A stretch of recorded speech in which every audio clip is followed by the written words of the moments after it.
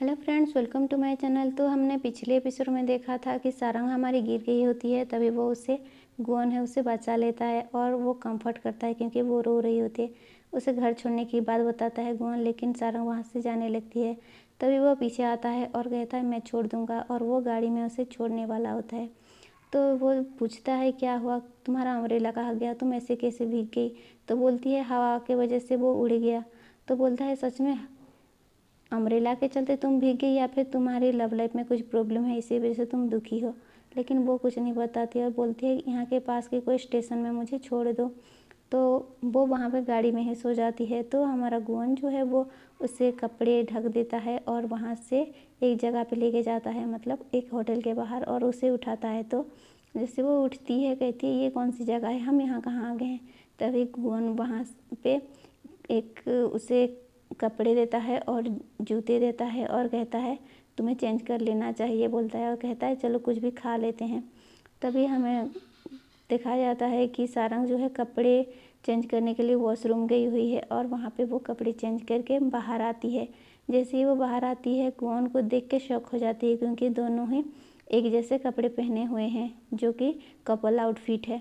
और वो वहाँ से जाने वाली होती है, तभी उसे गुआन रोक लेता है और वह वहाँ लेके जाता है और वो बोलता है देखो इससे पहले मैंने किसी के लिए कपड़े नहीं लिए।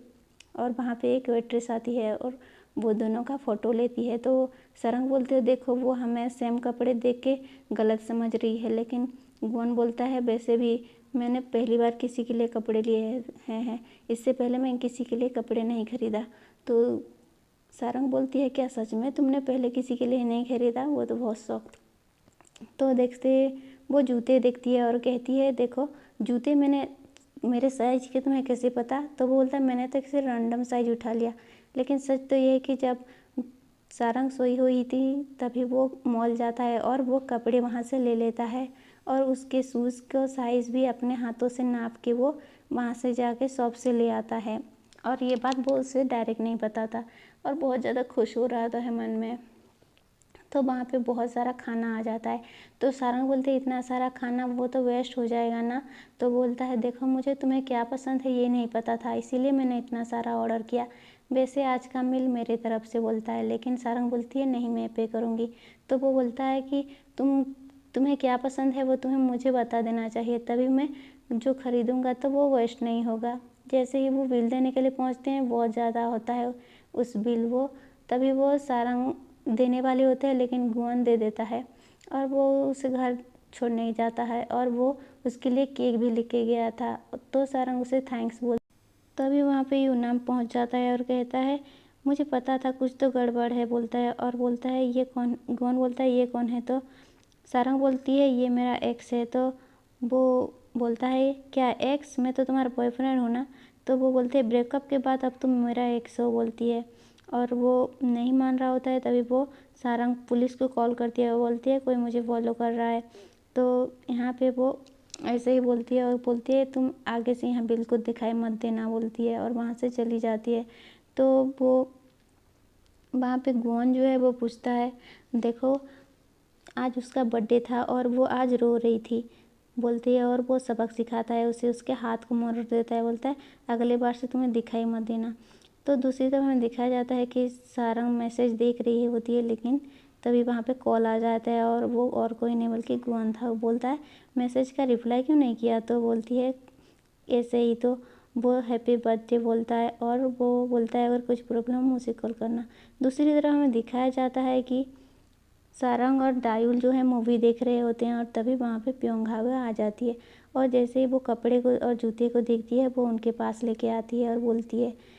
तो वो दोनों ही दायुल और प्योंगहा तो उसे इंक्वायरी करने के लिए बैठ जाते हैं और बोलते हैं दायुल बोलते हैं इतने ज़्यादा महंगे कपड़े कौन देता है इससे, अगर भीग भी गई थी तो।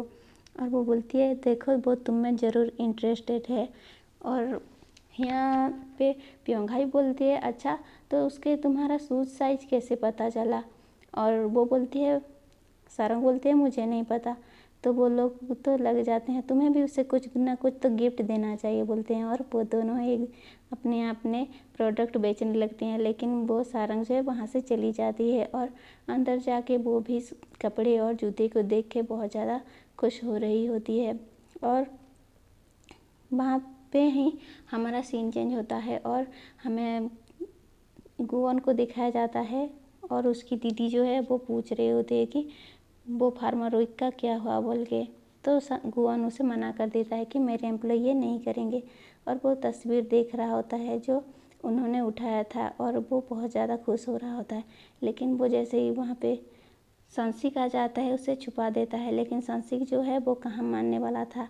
वो बता रहा होता है कि आपको ये काम करना चाहिए जैसे कि सुपर फार्मारोइक का, क्योंकि मैं आपको चेयरमैन बनने देखना चाहता हूँ बोल रहा होता है। इसीलिए मैं हर मंथली रिपोर्ट सबमिट करता हूँ बोलता है। और वैसे ही वहाँ से उठा देता है वो रिपोर्ट को, तो उसके नीचे वो फ़ोटो होती है तो वो देख लेता है और वो फ़ोटो को उठा लेता है। तो बस गुवन तो उसे मांगने लगता है, उसे मुझे दे दो बोल रहा होता है। और तभी वो वापस दे देता है और पूछता है ये कब की फ़ोटो है। तो बोलता है उसका बर्थडे की फ़ोटो है। तभी बोलता है आप दोनों ने तो सेम आउटफिट पहना हुआ है। तो बोलता है बस वो मेरे एम्प्लॉय है इसी वजह से।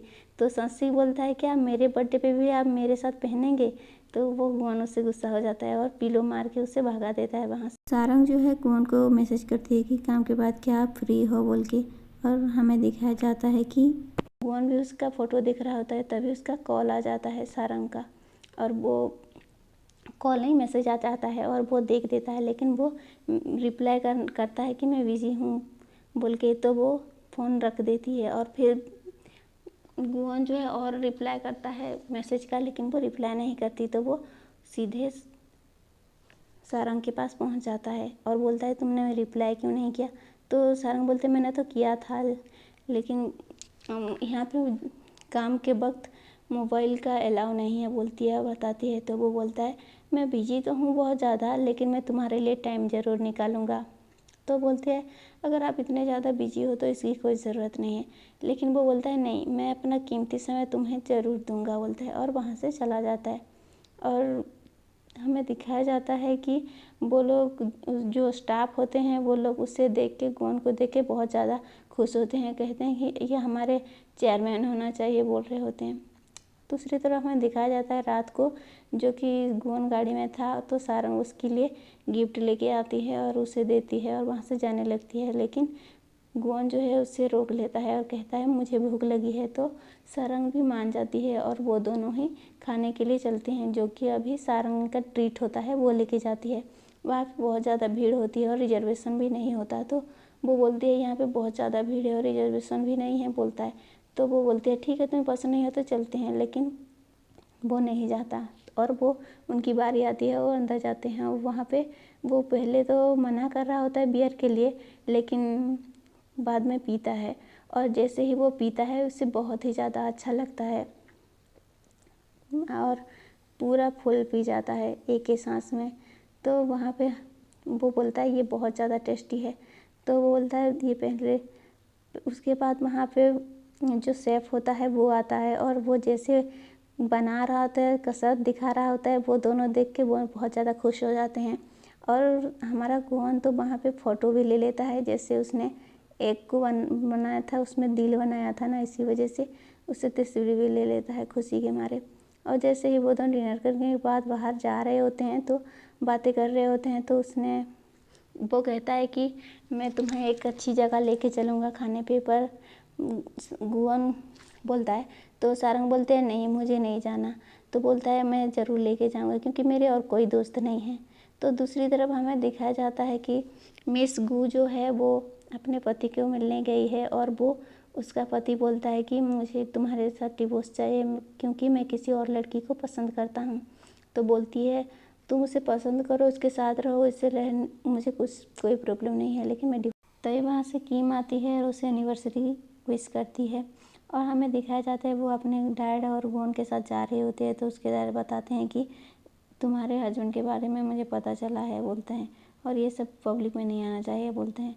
तो और उसे चला जाते हैं। तो वो गुवन को बोलती है कि नेक्स्ट वीक तक तुम्हारा अप्रूवल मिल जाना चाहिए फार्मर वीक के लिए। तो हमें दिखाया जाता है कि सारंग इधर बैठी है और उससे उसका जो सीनियर है वो उसे कुछ काम देता है और उसमें वो नंबर बहुत ज़्यादा होते हैं जो वो कस्टमर को फ़ोन करके अटेंड कर रही होती है। तभी वहाँ पे गुआन पहुँच जाता है और पूछता है ये तुम क्या कर रही हो। तो वो कहती है मुझे ऑर्डर मिला है ये करने के लिए। तो बोलता है कुछ पैसों के लिए तुम ये सब काम करोगे बोलता है और वो उस पर गुस्सा हो जाता है और वहाँ से चला जाता है। और सौंसी को बोलता है कि तुम वो फार्मर वीक वाले मैंने अप्रूव कर दूंगा बोलता है। तो वो अप्रूव कर देता है। तो दूसरी तरफ हमें दिखाया जाता है कि मिस जियोंग जो आती है और वो सारे स्टाफ को बताती है कि तुम लोगों को फार्मर वीक के लिए जाना पड़ेगा। तो वो लोग चीट निकालते हैं जगहों का। तभी सारंग को जानबूझ के वो लोग एक माउंटेन पे भेज देते हैं। तो वो बोलती है कि ठीक है कोई बात नहीं। तो वो वहाँ से चली जाती है, रात को ही निकल जाती है और बस में जाके बैठ जाती है और वो उसके पास गिफ्ट भी होता है। तभी वहाँ पे मोबाइल निकाल के वो देख रही होती है कि वहाँ पे जिनसेंग जो है वो पौधा मिलता है। तो दूसरी तरफ हमें गुआन को दिखाया जाता है कि वो पूछ रहा होता है फार्मर वीक का क्या हुआ। तभी वहाँ पे दिखाया जाता है कि वो सारंग की लोकेशन देख लेता है और बोलता है ये एक दिन में ये सब कितना कर पाएगी, वो कब सोएगी बोलता है। तो सौंसी बोलता है ये सब तो आप ही ने उसे भेजा है ना वहाँ पे, आप ही ने अप्रूव किया है तभी तो वो वहाँ पे गई है। तो गुआन बोलता है उन्होंने कंप्लेंट क्यों नहीं किया। तो वो बोलता है इतने ज़्यादा उन्हें तो बहुत ज़्यादा पे करना होगा, अगर वो नहीं जाएंगे तो वो कंप्लेंट कैसे करेंगे। तभी पता चलता है घर जा रहा होता है गुआन। तभी वो मैसेज करने लगता है लेकिन मैसेज भेज नहीं पाता। तो सौंसी बोलता है आप इतना परेशान है तो फ़ोन कर लो। दूसरी तरफ हमें सारंग को दिखाया जाता है कि वो वहाँ पे उस आदमियों के घर पहुँच गई है लेकिन वो वहाँ पे नहीं होता। तो बोलती है उसकी वाइफ बोलते हैं यहाँ पे बहुत लोग भेजते हैं गिफ्ट वगैरह, तुम मुझे दे दो। तो सारंग बोलते हैं नहीं मैं आपके हस्बैंड को मिल के खुद दूँगी। तो वो माउंटेन की तरफ चली जाती है गिफ्ट को पकड़ के। इधर जो है हमें गुआन को दिखाया जाता है बारिश मौसम ख़राब होने की वजह से काफ़ी ज़्यादा वरी होता है। तो बोलता है सौंसी कि आप उतना ज़्यादा परेशान हो तो उसे कॉल क्यों नहीं कर लेते। तो गुआन बोलता है नहीं मैं परेशान नहीं, मुझे उसकी फ़िक्र नहीं है। तो हमें दिखाया जाता है कि मौसम बहुत ज़्यादा ख़राब होता है और बिजली गड़क रही होती है। तभी वो सारंग को फ़ोन लगाता है और इधर सारंग को दिखाया जाता है कि जबकि यहाँ पे बारिश हो रही होती है माउंटेन पे और वो बोलते हैं हाँ यहाँ पे बहुत ज़्यादा बारिश हो रही है। तो गुआन बोलता है तो तुम वापस आ जाओ। लेकिन सारंग होती है ना, वो वापस नहीं आती, बोलती है मैं गिफ्ट दे के ही वापस आऊँगी। तो वहाँ पे तभी बात कर रही होती है, बोलती है थोड़ा रुको बोलती है। उससे वो पौधा दिख जाता है जो कि काफ़ी ज़्यादा प्रीशियस होता है और वो बोलती है थोड़ा रुको कहती है और मोबाइल को नीचे रख देती है और वो पौधे को खोदने लगती है। और जैसे ही वो खोदने लगती है वो पौधा को निकाल लेती है और बहुत ज़्यादा हैप्पी हो जाती है कि मैंने कर दिखाया। तभी उसका पैर फिसल जाता है और नीचे वो गड्ढे में गिर जाती है।